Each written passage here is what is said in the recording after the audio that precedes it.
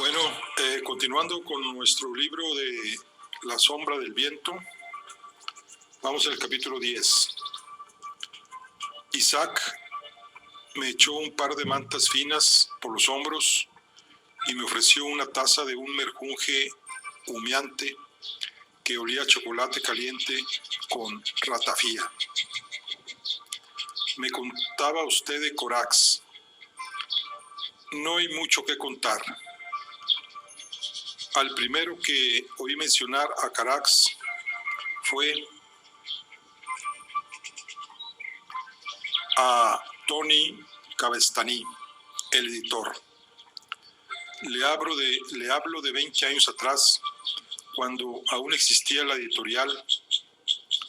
Siempre que volvía de sus viajes a Londres, París o Viena, Cavestany se dejaba caer por aquí y charlábamos un rato. Los dos nos habíamos quedado viudos y él se lamentaba de que ahora estábamos casados con los libros, yo con los viejos y él con los de la contabilidad. Éramos buenos amigos. En una de sus visitas me contó que acababa de adquirir por 4 chavos los derechos en castellano de las novelas de un tal Julián Carax, un barcelonés que vivía en París. Esto debió de ser en el año 28 o 29. Al parecer, Carax trabajaba de pianista en un burdel de poca monta en Pigalle por las noches y escribía de día en un ático miserable en la barriada de San Germain.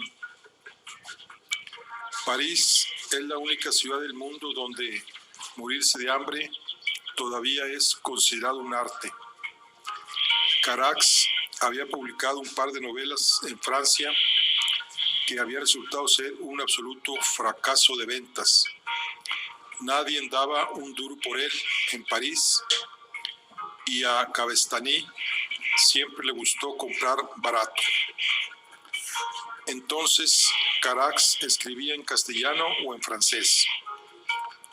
A saber, probablemente las dos cosas. Su madre era francesa, maestra de música, creo, y él había vivido en París desde que tenía 19 o 20 años. Cavestany decía que recibían de Carax los manuscritos en castellano. Si eran una traducción o el original, tanto le daba. El idioma favorito de Cavestany era el de la peseta. Lo demás le traía al pairo. Cavestany había pensado que tal vez con un golpe de suerte conseguir colocar unos miles de ejemplares de Carax en el mercado español, y lo consiguió. Isaac frunció el ceño,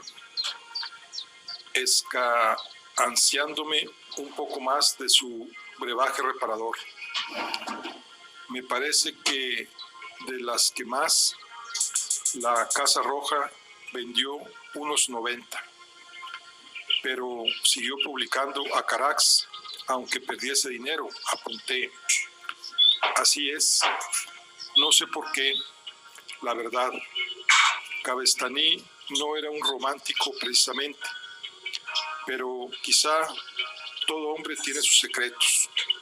Entre el 28 y el 36 le publicó 8 novelas, donde Cavestany hacía de verdad el dinero era en los catecismos y en una serie de boletines rosa protagonizados por una heroína de provincias, Violeta Lafleur, que se vendían muy bien en los kioscos.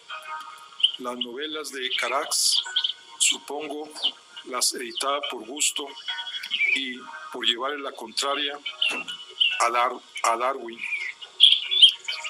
¿Qué fue del señor Cavestany?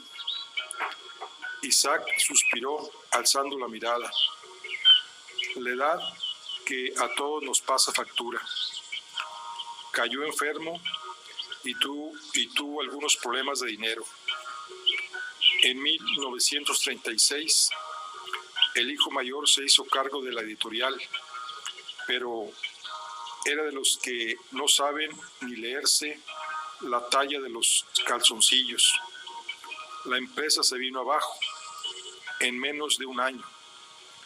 Afortunadamente, Cabestany no llegó a ver lo que sus herederos hacían con el fruto de toda una vida de trabajo, ni lo que la guerra hacía con el país. Se lo llevó una embolia la noche de Todos los Santos, con un cohiba en la boca y una niña de 25 años en las rodillas. El hijo estaba hecho de otra pasta, arrogante como solo los imbéciles pueden serlo. Su primera gran idea fue intentar vender el stock de libros del catálogo de la editorial, el legado de su padre, para transformarlos en pasta de papel o algo así. Un amigo, otro niñato con casa en Caldetas y un Bugatti, le había convencido de que las fotonovelas de amor y el Mein Kampf se iban a vender de miedo y que haría falta celulosa a mansalva para satisfacer la demanda. Llegó a hacerlo,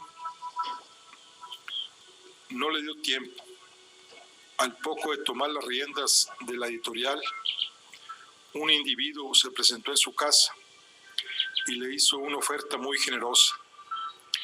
Quería adquirir todo el stock de novelas de Julián Carax que todavía quedasen en existencia y se ofrecía a pagarle 3 veces su precio de mercado. No me diga más. Para quemarlas, murmuré. Isaac sonrió sorprendido. Pues sí, y parecía usted tonto, tanto preguntar y no saber nada. ¿Quién era ese individuo?, pregunté. Un tal Aubert o Coubert, no recuerdo bien. Lain Coubert, ¿le suena? Es el nombre de un personaje de La sombra del viento, la última novela de Carax. Isaac frunció el ceño. Un personaje de ficción. En la novela, Lain Coubert es el nombre que emplea el diablo. Un tanto teatral, te diré, pero sea quien sea, al menos tenía sentido del humor, estimó Isaac. Yo, que todavía tenía fresca la memoria de mi encuentro con aquel personaje, no le encontraba la gracia ni el refilón, pero reservé mi opinión para mejor lance. Este individuo Coubert, o como se llame, tenía la cara quemada, desfigurada. Isaac me observó con una sonrisa a medio camino entre la chanza y la preocupación. No tengo la menor idea. La persona que me contó todo esto no le llegó a ver y lo supo porque Cabestany, hijo, se lo contó a su secretaria al día siguiente. De caras quemadas no mencionó nada. Quiere decir que eso no lo ha sacado de un folletín. Agité la cabeza, quitándole importancia al tema. ¿Cómo acabó el asunto? ¿Le vendió los libros al hijo del editor, a Coubert?, pregunté. El botarte del niñato se quiso pasar de listo. Pidió más dinero del que Coubert le ofrecía y este retiró su propuesta. Días más tarde, el almacén de la editorial Cabestaní en Pueblo Nuevo ardió hasta los cimientos poco después de la medianoche y gratis. Suspiré. ¿Qué ocurrió con los libros de Carax? ¿Se perdieron? Casi todos. Por fortuna, la secretaria de Cabestaní, al oírlo de la oferta, tuvo una corazonada y, por su cuenta y riesgo, fue al almacén y se llevó un ejemplar de cada título de Carax a su casa. Ella era la que mantenía toda la correspondencia con Carax y a lo largo de los años habían entablado cierta amistad. Se llamaba Nuria y me parece que ella era la única persona en la editorial y probablemente en toda Barcelona que se leía las novelas de Carax. Nuria siente debilidad por las causas perdidas. De pequeña recogía animalitos de la calle y los llevaba a casa. Con el tiempo pasó a adoptar novelistas malditos. A lo mejor porque su padre quiso ser uno y nunca lo consiguió. Parece que la conozca usted muy bien. Isaac blandió su sonrisa de diablillo cojuelo. Más de lo que ella se cree, es mi hija. Se me comió el silencio y la duda. Cuando más oía de aquella historia, más perdido me sentía. Tengo entendido que Carax volvió a Barcelona en 1936. Hay quien dice que murió aquí. ¿Le quedaba familia en la ciudad? ¿Alguien que pudiera saber de él? Isaac suspiró. Vaya usted a saber. Los padres de Carax se habían separado hacía tiempo, creo. La madre se había marchado a América del Sur, donde se volvió a casar.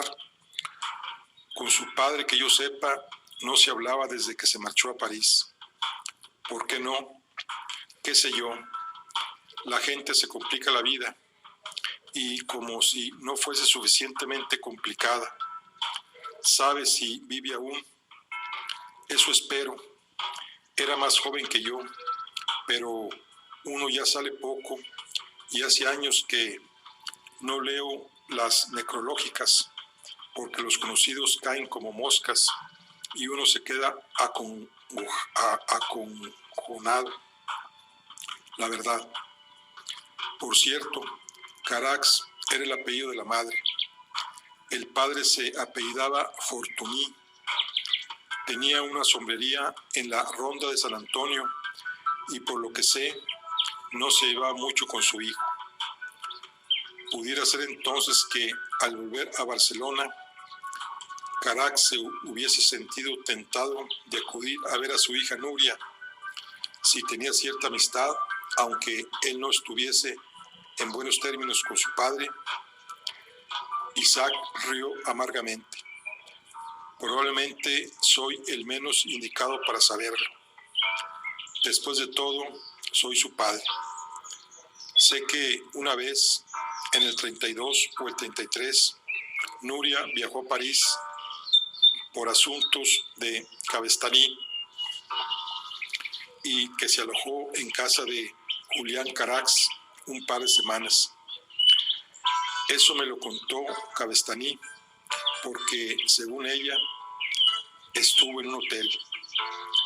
Mi hija estaba por entonces soltera y a mí me daba en la nariz que Carax andaba un poco atontado con ella. Mi Nuria es de las que rompen corazones con solo entrar en una tienda.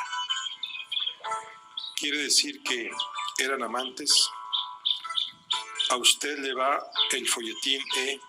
Mire, yo en la vida privada de Nuria nunca me he metido, porque la mía tampoco es como para enmarcarla. Si algún día tiene usted una hija, bendición, que no se lo deseo yo a nadie, porque es ley de vida que tarde o temprano le romperá a uno el corazón. En fin, A lo que iba, que si algún día tiene usted una hija, empezará sin darse cuenta a dividir a los hombres en dos clases: los que usted sospecha que se acuestan con ella y los que no. El que diga que no miente por los codos. A mí me daba en la nariz que Carax era de los primeros, con los cuales me daba lo mismo si era un genio o un pobre desgraciado. Yo siempre le tuve por un sinvergüenza. A lo mejor estaba usted equivocado. No se ofenda, pero usted es todavía muy joven y sabe de mujeres lo que yo de hacer panes. También es verdad, Combine, ¿qué pasó con los libros que se llevó su hija del almacén? Están aquí. Aquí. ¿De dónde piensa que salió ese libro que encontró usted el día que le trajo su padre? No lo entiendo. Pues es bien sencillo. Una noche, días después del incendio del almacén de Cabestaní, mi hija Nuria se presentó aquí. Estaba nerviosa.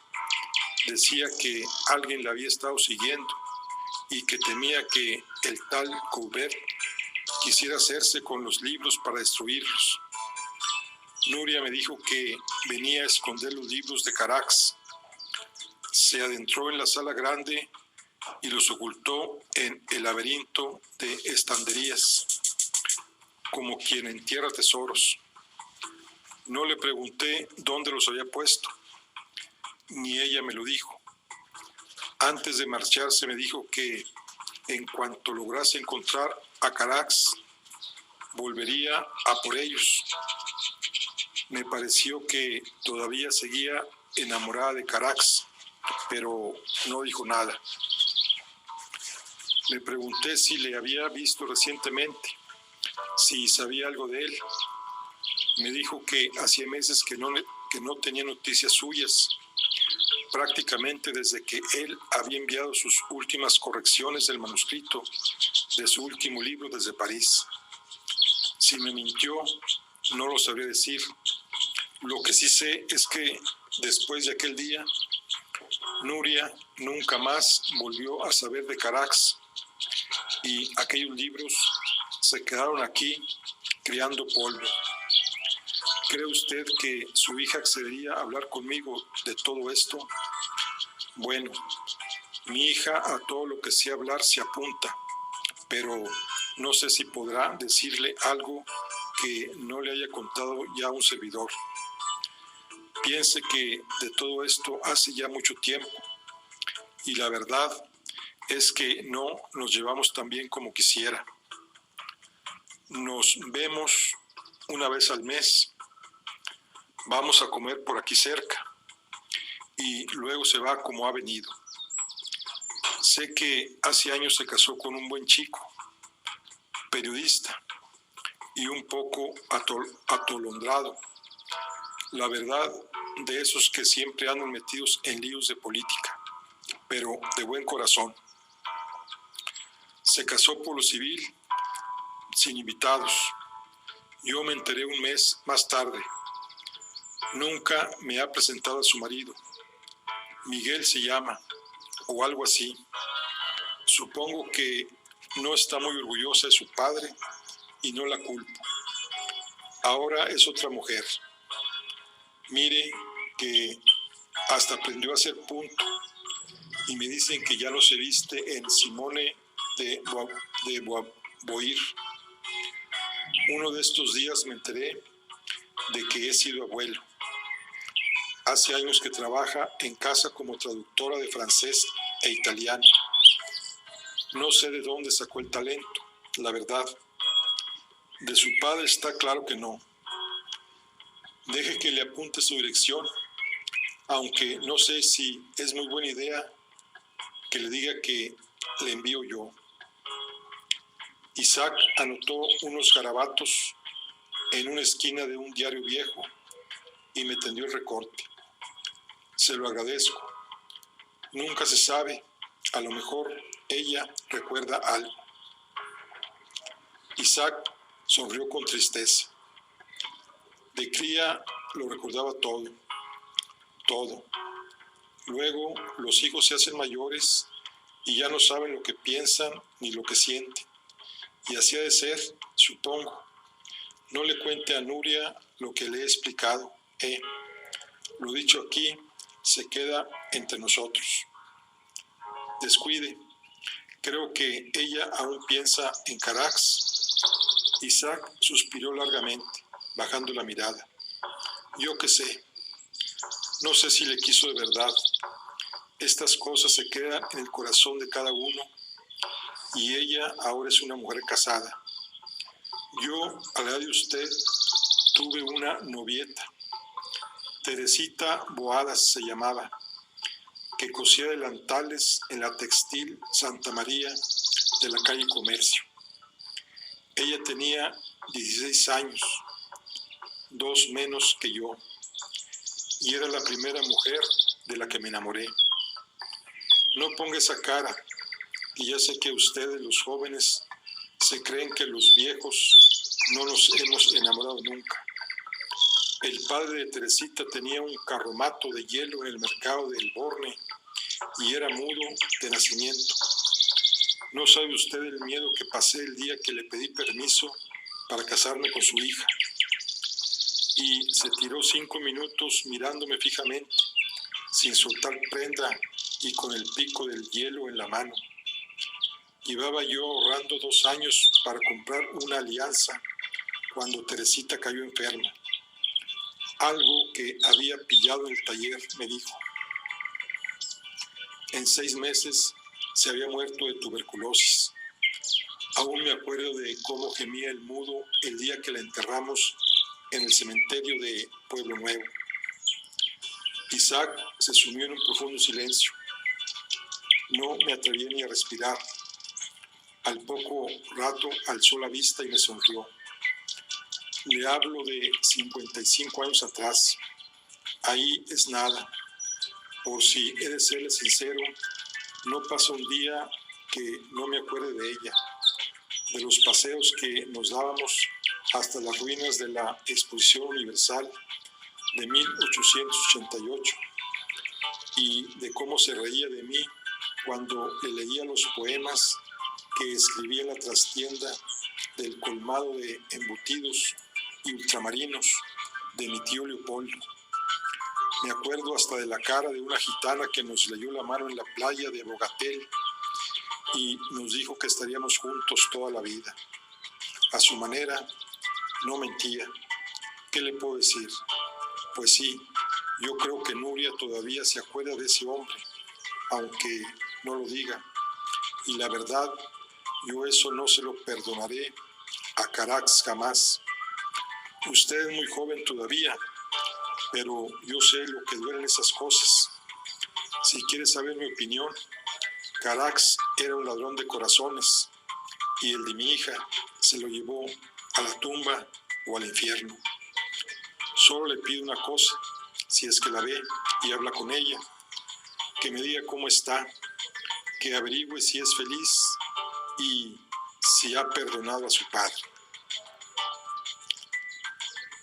Poco antes del alba, portando tan solo un candil de aceite, me adentré una vez más en el cementerio de los libros olvidados. Al hacerlo, imaginaba a la hija de Isaac recorriendo aquellos mismos corredores oscuros e interminables con idéntica determinación a la que me guiaba a mí, salvar el libro.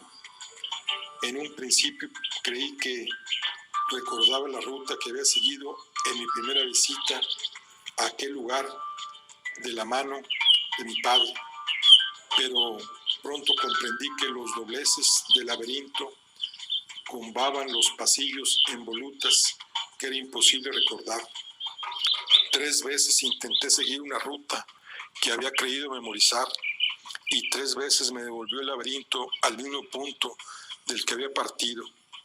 Isaac me esperaba ahí sonriente. ¿Piensa volver algún día a por él?, preguntó. Por supuesto, en ese caso, quizá quiera usted hacer una pequeña trampa. ¿Trampa? Joven, usted es un poco duro de entender, ¿verdad? Acuérdese del Minotauro. Tardé un segundo en comprender su sugerencia. Isaac extrajo un viejo cortaplumas del bolsillo y me lo tendió. Haga usted una pequeña marca en cada esquina que tuerce, una muesca que solo usted conozca. Es madera vieja y tiene tantos arañazos y estrías que nadie lo advertirá a menos que sepa lo que está buscando. Seguí su consejo y me adentré de nuevo en el corazón de la estructura. Cada vez que torcía el rumbo me detenía a marcar los estantes con una C y una X en el lado del corredor por el que me decantaba. 20 minutos más tarde me había perdido completamente en las entrañas de la torre y el lugar en que iba a enterrar la novela se me reveló por casualidad. A mi derecha vislumbré una hilera de tomos sobre la desamortización debidos a la pluma de Insigne Jovellanos. A mis ojos de adolescente, semejante camuflaje hubiera disuadido hasta las mentes más retorcidas. Extraje unos cuantos e inspeccioné la segunda hilera oculta detrás de aquellos muros de prosa granítica. Entre nubecillas de polvo, varias comedias de Moratín y un flamante Curial e Huelfá alternaban con el Tractatus Logico Policutus de Espinosa. Cuando, como toqué de gracia, opté por confinar el Carax entre un anuario de sentencias judiciales de los tribunales civiles de Gerona de 1901 y una colección de novelas de Juan Valera. Para ganar espacio, decidí llevarme el libro de poesía del siglo de oro que lo separaba y en su sitio deslicé La sombra del viento. Me despedí de la novela con un guiño y volví a colocar en su lugar la antología de Jovellanos, amurallando la primera fila. Sin más ceremonial me alejé de allí, guiándome por las muescas que había ido dejando en el camino. Mientras recorría túneles y túneles de libros en la penumbra, no pude evitar que me embargase una sensación de tristeza y desaliento.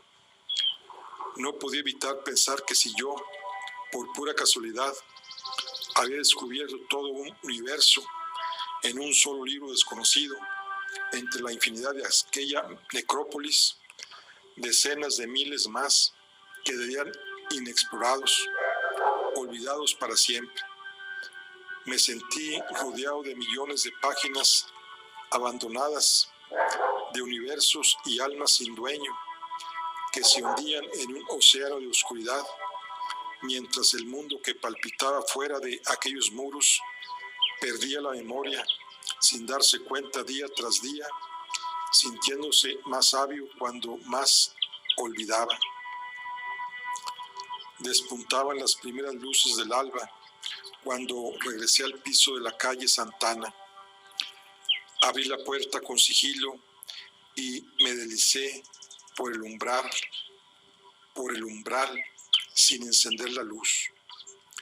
Desde el recibidor se podía ver el comedor al fondo del pasillo, la mesa todavía ataviada de fiesta. El pastel seguía allí, intacto, y la vajilla seguía esperando la cena. La silueta de mi padre se recortaba inmóvil en el butacón, oteando desde la ventana. Estaba despierto y aún vestía su traje de salir. Volutas de humo se alzaban perezosamente de un cigarrillo que sostenía entre el índice y el anular, como si fuese una pluma. Hacía años que no veía fumar a mi padre. «Buenos días», murmuró, apagando el cigarrillo en un cenicero casi repleto. de colillas a medio fumar. Le miré sin saber qué decir. Su mirada quedaba velada al contraluz. Clara llamó varias veces anoche. Un par de horas después de que te fueras, dijo. Sonaba muy preocupada. Dejó recado que la llamases, fuera la hora que fuese. No pienso volver a ver a Clara o hablar con ella, dije. Mi padre se limitó a sentir en silencio. Me dejé caer en una de las sillas del comedor. La mirada se me cayó al suelo. ¿Vas a decirme dónde has estado? Por ahí. Me has dado un susto de muerte.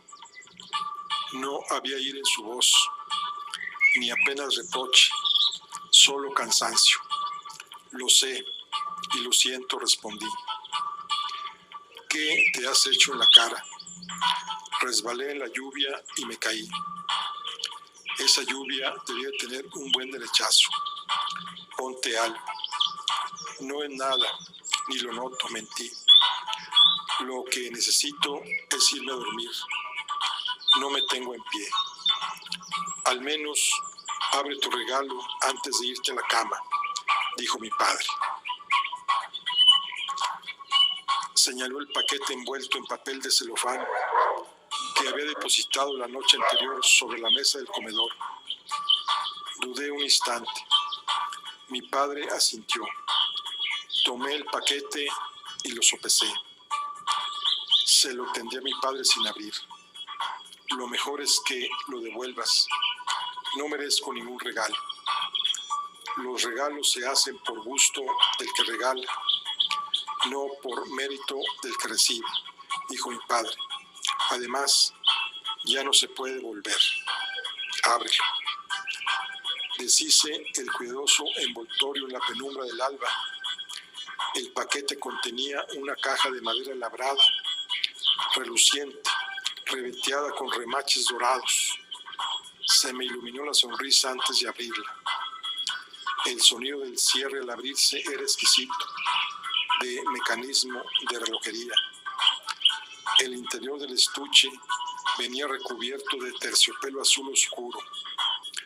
La fabulosa Monte Blanc Meisterstück de Victor Hugo.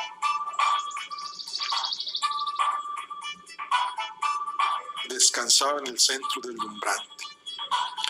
La tomé en mis manos y la contemplé a la luz del balcón. Sobre la pinza de oro del capuchón había grabado una inscripción: Daniel Sempere, 1953. Miré a mi padre boquiabierto. No creo haberle visto nunca tan feliz como me pareció en aquel instante. Sin medir palabra, se levantó de la butaca y me abrazó con fuerza. Sentí que se me encogía la garganta y, a falta de palabras, me mordí la voz.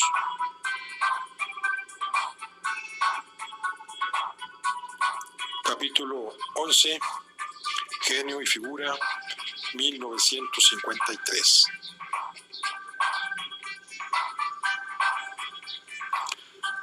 Aquel año, el otoño cubrió Barcelona con un manto de hojarasca que revoloteaba en las calles como piel de serpiente. La memoria de aquella lejana noche de cumpleaños me había enfriado los ánimos, o quizá fue la vida que había decidido concederme un año sabático de mis penas de sainete para que empezara a madurar. Me sorprendí a mí mismo apenas pensando en Clara, Barceló o en Julián Carax o en aquel fantoche sin rostro que olía a papel quemado y se declaraba personaje escapado de las páginas de un libro. Para noviembre había cumplido un mes de sobriedad, sin acercarme una sola vez a la Plaza Real a mendigar un atisbo de Clara en la ventana. El mérito, debo confesar, no fue del todo mío. Las cosas en la librería se estaban animando y mi padre y yo teníamos más trabajo del que podíamos quitarnos de encima. A este paso vamos a tener que coger a otra persona para que nos ayude en la búsqueda de los pedidos, comentaba mi padre. Lo que nos haría falta sería alguien muy especial, medio detective, medio poeta, que cobre barato y al que no le asusten las misiones imposibles. Creo que tengo el candidato adecuado, dije. Encontré a Fermín Romero de Torres en su lugar habitual, bajo los arcos de la calle Fernando. El mendigo estaba recomponiendo la primera página de la hoja de lunes a partir de trozos rescatados de una papelera. La estampa del día iba de obras públicas y desarrollo. Redios, otro pantano, le oí exclamar. Esta gente del facio acabará por convertirnos a todos en una raza de beatas y batracios. Buenas, dije suavemente. ¿Se acuerda de mí? El mendigo alzó la vista y su rostro se iluminó de pronto con una sonrisa de bandera. Alabados sean los ojos. ¿Qué se cuenta usted, amigo mío? Me aceptará un traguito de tinto, ¿verdad? Hoy invito yo, dije. ¿Tiene apetito? Hombre, no le diría que no a una buena mariscada, pero yo me apunto a un bombardeo.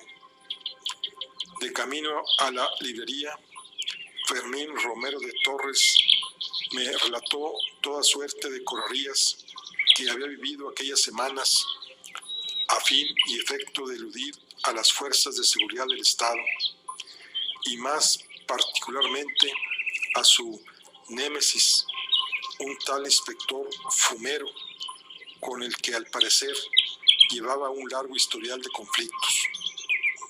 Fumero, pregunté, recordando que aquel era el nombre del soldado que había asesinado al padre de Clara Barceló en el castillo de Montejuc a los inicios de la guerra.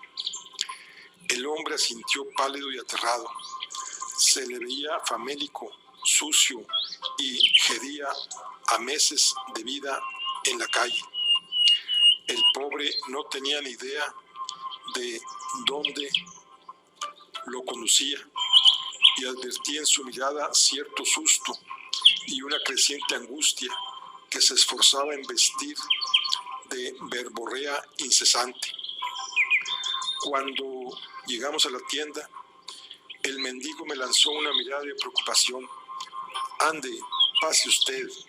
Esta es la librería de mi padre, al que quiero presentarle. El mendigo se encogió en un manojo de roña y nervios. No, de ninguna manera, que yo no estoy presentable y este es un establecimiento de categoría. Le voy a avergonzar a usted. Mi padre se asomó a la puerta. Le hizo un repaso rápido al mendigo y luego me miró de reojo. Papá, este es Fermín Romero de Torres. Para servirle a usted, dijo el mendigo casi temblando. Mi padre le sonrió serenamente y le tendió la mano. El mendigo no se atrevía a estrecharla, avergonzado por su aspecto y la mugre que le cubría la piel. Oiga, mejor que me vaya y les deje a ustedes, tartamudeó. Mi padre le asió suavemente por el brazo. Nada de eso, que mi hijo me ha dicho que se viene usted a comer con nosotros. El mendigo nos miró atónito, aterrado. ¿Por qué no sube a casa y se da un buen baño caliente?, dijo mi padre. Luego, si le parece, nos bajamos andando hasta Cansolé. Fermín Romero de Torres balbuceó algo ininteligible.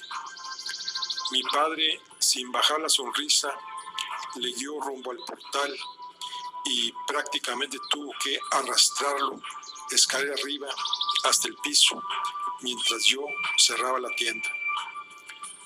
Con mucha oratoria y tácticas subrepticias, conseguimos meterlo en la bañera y despojarlo de sus andrajos.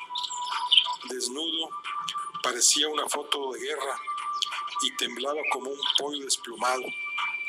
Tenía marcas profundas en las muñecas y los tobillos, y su torso y espalda estaban cubiertos de terribles cicatrices que dolían a la vista. Mi padre y yo intercambiamos una mirada de horror, pero no dijimos nada.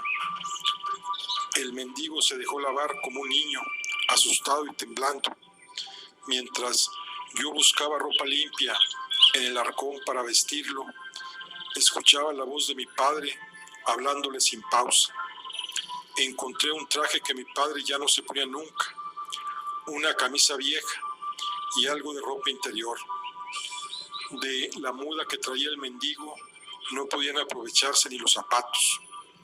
Le escogí unos que mi padre casi no se calzaban porque le quedaban pequeños. Envolví los andrajos en papel de periódico, incluidos unos calzones que exhibían el color y la consistencia del jamón serrano, y los metí en el cubo de la basura. Cuando volví al baño, mi padre estaba afeitando a Fermín Romero de Torres en la bañera. Pálido y oliendo a jabón, parecía un hombre 20 años más joven.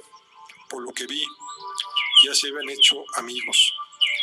Fermín Romero de Torres, quizá bajo los efectos de las sales de baño, se había embalado. Mire lo que le digo, señor Sempere, de no haber querido la vida que la mía fuese una carrera en el mundo de la intriga internacional. Lo mío de corazón eran las humanidades. De niño sentí la llamada del verso y quise ser Sófocles o Virgilio, porque a mí la tragedia y las lenguas muertas me ponen la piel de gallina.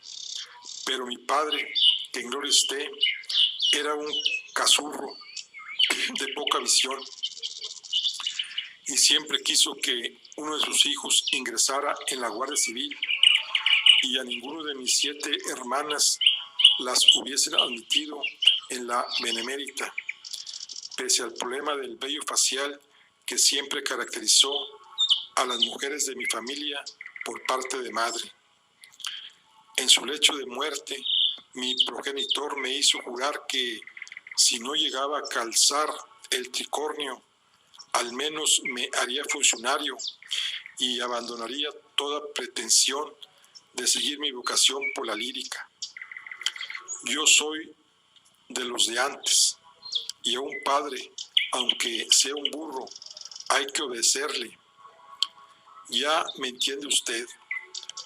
Aún así, no se crea usted que he desdeñado el cultivo del intelecto en mis años de aventura.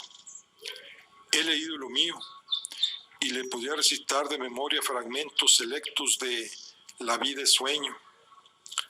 Ande, jefe, póngase esta ropa, si me hace el favor, que aquí su erudición está fuera de toda duda, dije yo, acudiendo al rescate de mi padre. A Fermín Romero de Torres se le deshacía la mirada de gratitud. Salió de la bañera reluciente. Mi padre lo envolvió en una toalla. El mendigo se reía de puro placer al sentir el tejido limpio sobre la piel. Le ayudé a enfundarse la muda que le venía unas 10 tañas grandes. Mi padre se desprendió del cinturón y me lo tendió para que se lo ciñese al mendigo. Está usted hecho un pincel, decía mi padre. ¿Verdad, Daniel? Cualquiera lo tomaría por un artista de cine. Quite, que uno ya no es lo que era. Perdí mi musculatura hércula en la cárcel y desde entonces, pues a mí me parece usted Charles Boyer o La Percha, objetó mi padre, lo cual me recuerda que quería proponerle a usted algo. Yo por usted, señor Samper, si hace falta, mato. Solo tiene que decirme el nombre y yo liquido al tipo sin dolor. No hará falta tanto. Yo lo que quería ofrecerle es un trabajo en la librería. Se trata de buscar libros raros para nuestros clientes. Es casi un puesto de arqueología literaria, para el que hace tanto falta conocer los clásicos como las técnicas básicas del extraperlo. No puedo pagarle mucho de momento, pero comerá usted en nuestra mesa y hasta que le encontremos una buena pensión, se hospedará usted aquí en casa, si le parece bien. El mendigo nos miró a ambos, mudo. ¿Qué me dice?, preguntó mi padre. ¿Se une al equipo? Me pareció que iba a decir algo, pero justo entonces Fermín Romero de Torres se nos echó a llorar. Con su primer sueldo, Fermín Romero de Torres se compró un sombrero,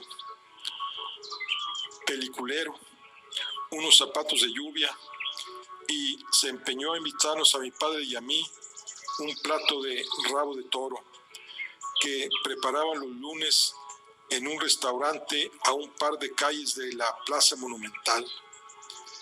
Mi padre le había encontrado una habitación en una pensión de la calle Joaquín Costa, donde, merced a la amistad de nuestra vecina, la Merceditas, con la patrona, se pudo obviar el trámite de rellenar la hoja de información sobre el huésped para la policía y así mantener a Fermín Romero de Torres lejos del olfato del inspector fumero y sus secuaces.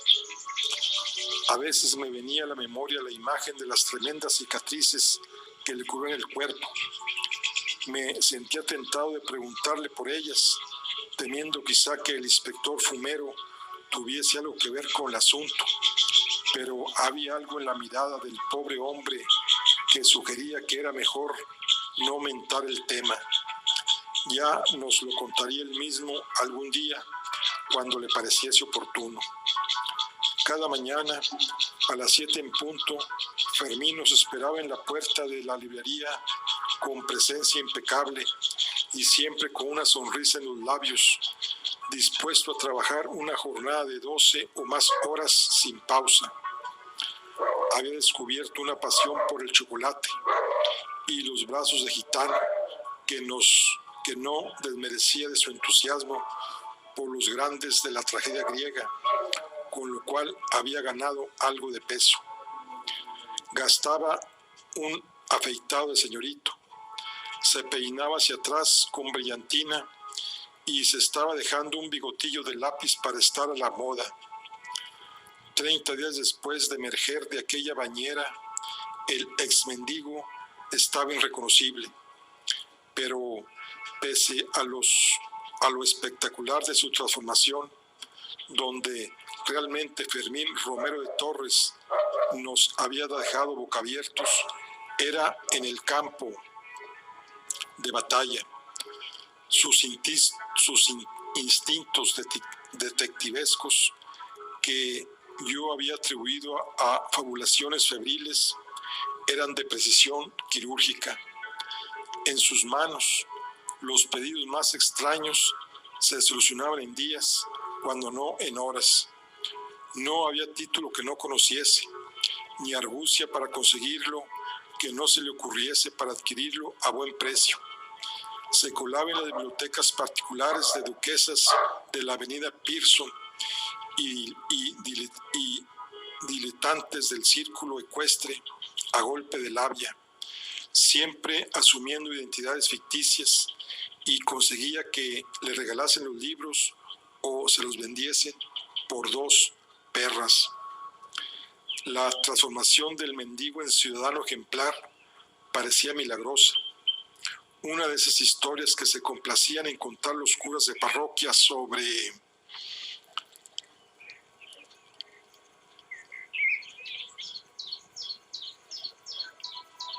de parroquias pobre para ilustrar la infinita misericordia del Señor, pero que siempre sonaban demasiado perfectas para ser ciertas, como los anuncios de crecepelo en las paredes de los tranvías.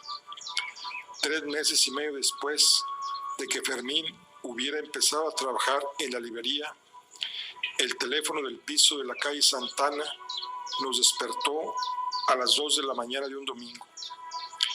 Era la dueña de la pensión donde se hospedaba Fermín Romero de Torres.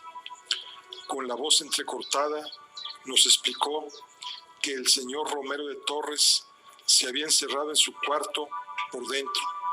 Estaba gritando como un loco, golpeando las paredes y jurando que si alguien entraba, se mataría ahí mismo, cortándose el cuello con una botella rota. No llame a la policía, por favor. Ahora mismo vamos. Salimos a escape rumbo a la calle Joaquín Costa. Era una noche fría de viento que cortaba y cielos de alquitrán. Pasamos corriendo frente a la Casa de la Misericordia y la Casa de la Piedad, desoyendo miradas y susurros que silbaban desde portales oscuros que olían a estiércol y carbón. Llegamos a la esquina de la calle Ferlandina. Joaquín Costa caía como una brecha de colmenas ennegrecidas fundiéndose en las tinieblas del Raval. El hijo mayor de la dueña de la pensión nos esperaba en la calle. ¿Han llamado a la policía?, preguntó mi padre. Todavía no, contestó el hijo. Corrimos escalera arriba. La pensión estaba en el segundo piso y la escalera era una espiral de mugre que apenas se adivinaba al reluz ocre de bombillas desnudas y cansadas que pendían de un cable pelado. Doña Encarna, viuda de un cabo de la Guardia Civil y dueña de la pensión, nos recibió a la puerta del piso enfundada en una bata azul celeste y luciendo una cabeza de rulos a juego. Mire, señor Sempere, esta es una casa decente y de categoría. Me sobran las ofertas y estos retablos yo no tengo por qué tolerarlos, dijo, mientras nos guiaba a través de un pasillo oscuro que olía a humedad y a amoníaco. Lo comprendo, murmuraba mi padre. Los gritos de Fermín Romero de Torres se oían desgarrando las paredes al fondo del corredor. De las puertas entreabiertas se asomaban varias caras chupadas y asustadas, caras de pensión y sopa aguada. Venga, y los demás a dormir, coño, que esto no es una revista del Molino, exclamó doña Encarna con furia. Nos detuvimos frente a la puerta de la habitación de Fermín. Mi padre golpeó suavemente con los nudillos. Fermín, ¿está usted ahí? Soy Sempere. El aullido que atravesó la pared me heló el corazón. Incluso doña Encarna perdió la compostura de gobernanta y se llevó las manos al corazón. Oculto bajo los pliegues abundantes de su frondosa pechuga. Mi padre llamó de nuevo. Fermín, ande, ábrame. Fermín aulló de nuevo, lanzándose contra las paredes, gritando obscenidades hasta desgañitarse. Mi padre suspiró. ¿Tiene usted llave de esta habitación? Pues claro, démela. Doña Encarna dudó. Los demás inquilinos se habían vuelto a asomar al pasillo, blancos de terror. Aquellos gritos se tenían que oír desde Capitanía. Y tú, Daniel, corre a buscar al doctor Baró, que está aquí al lado, en el 12 de Riera Alta. Oiga, ¿no sería mejor llamar a un cura? Porque a mí me suena a endemoniado, ofreció doña Encarna. No, con un médico va que se mata. Venga, Daniel, corre y usted deme esa llave, haga el favor. El doctor Baró era un solterón insomne que pasaba las noches leyendo a Solá y mirando estereogramas de señoritas en paños menores para combatir el tedio. Era cliente habitual en la tienda de mi padre y él mismo se autocalificaba de matasanos de segunda fila. pero tenía más ojo para acertar diagnósticos que la mitad de los doctores de postín con consulta en la calle Montaner. Gran parte de su clientela la componían furcias viejas del barrio y desgraciados que apenas podían pagarle, pero a los que atendía igualmente.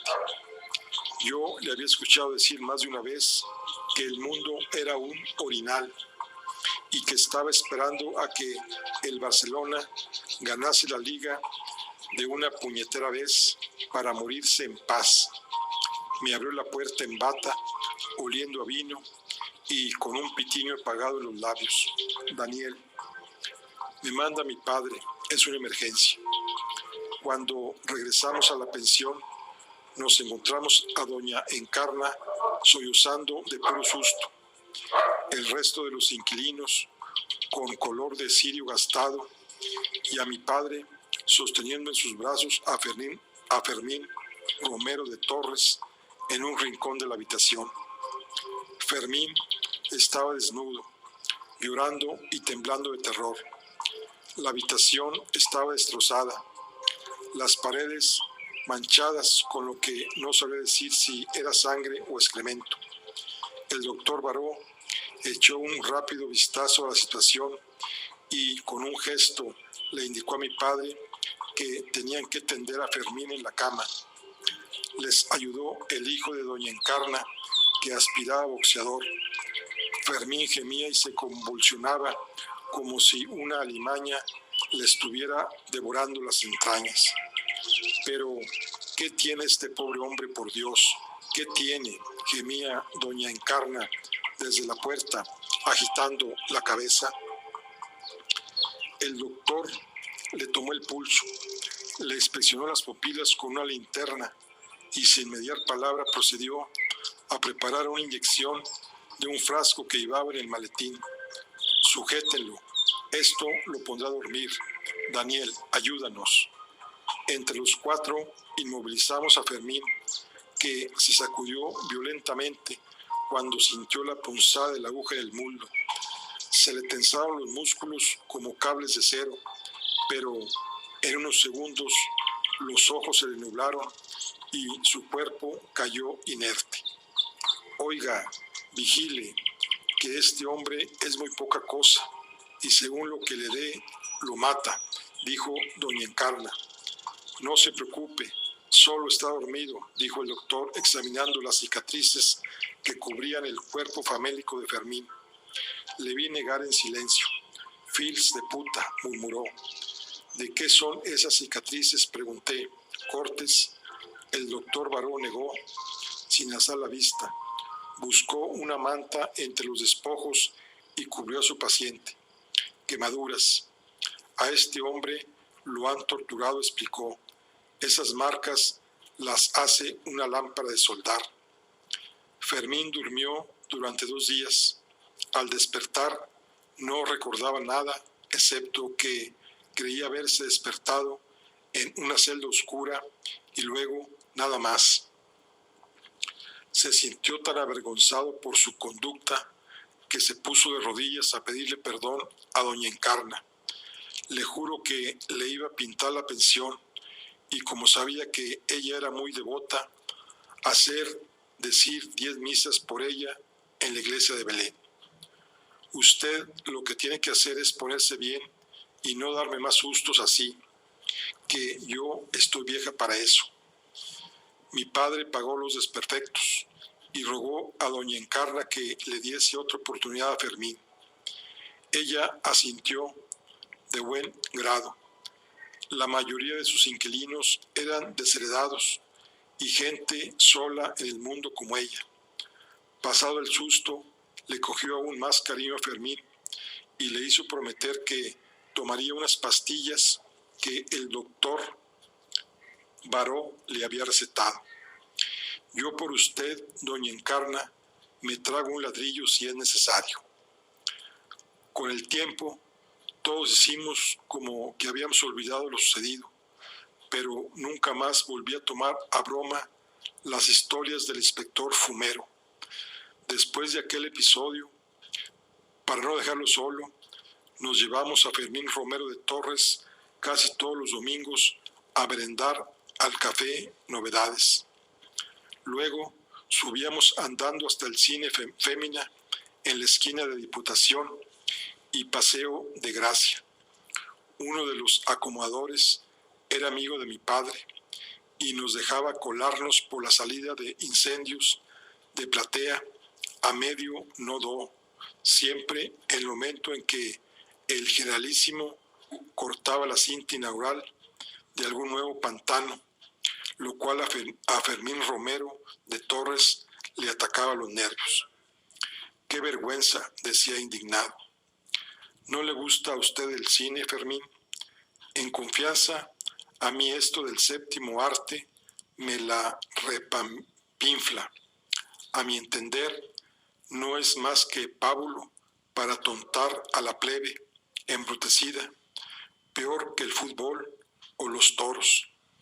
El cinematógrafo nació como invento para entretener a las masas analfabetas y 50 años más tarde no ha cambiado mucho.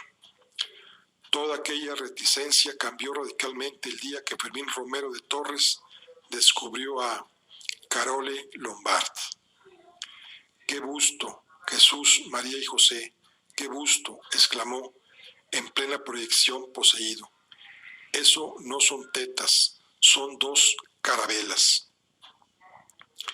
Cállese, soguarro, o ahora mismo llamo al encargado, masculló una voz de confesionario ubicada un par de filas a nuestras espaldas. Habráse visto el poca vergüenza. ¡Qué país de cerdos! Más vale que baje la voz, Fermín, aconsejé. Fermín Romero de Torres no me escuchaba. Andaba perdido en el suave vaivén de aquel escote milagroso, con la sonrisa robada y los ojos envenenados de tecnicolor. Más tarde,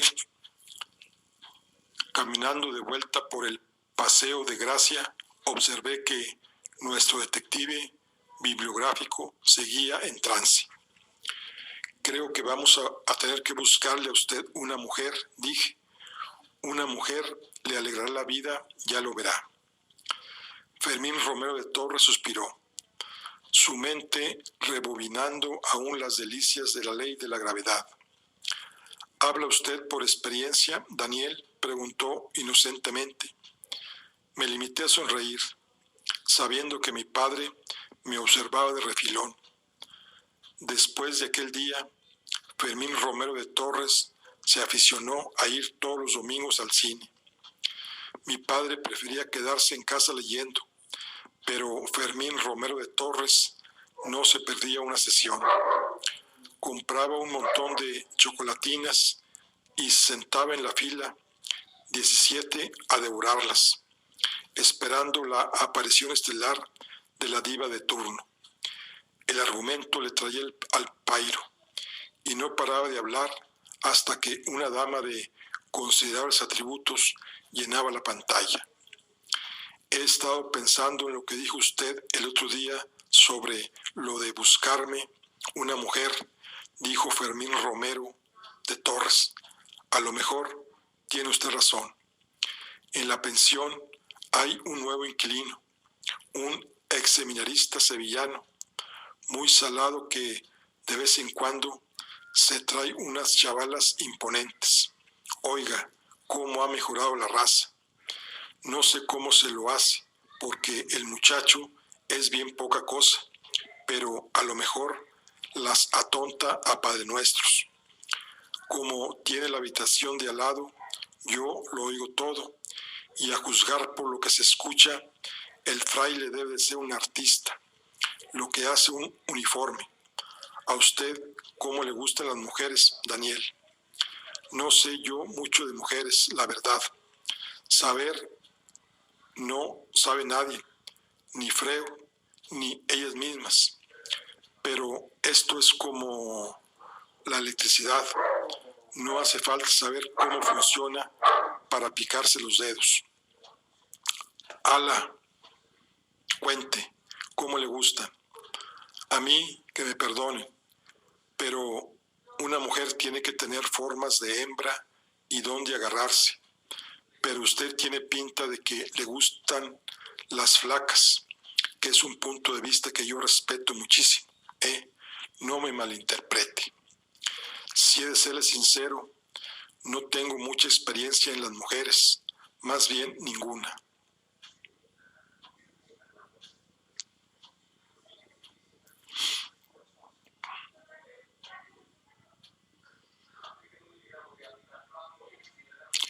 Fermín Romero de Torres me miró con detenimiento, intrigado ante esta manifestación de ascetismo. Yo creía que lo de aquella noche, ya sabe, el porrazo. Sí, todo oliese como una bofetada. Fermín pareció leerme el pensamiento y sonrió solidariamente. Bueno, muy bien. Entonces, aquí terminamos nuestra charla por el día de hoy. En nuestra próxima continuamos. Hasta luego.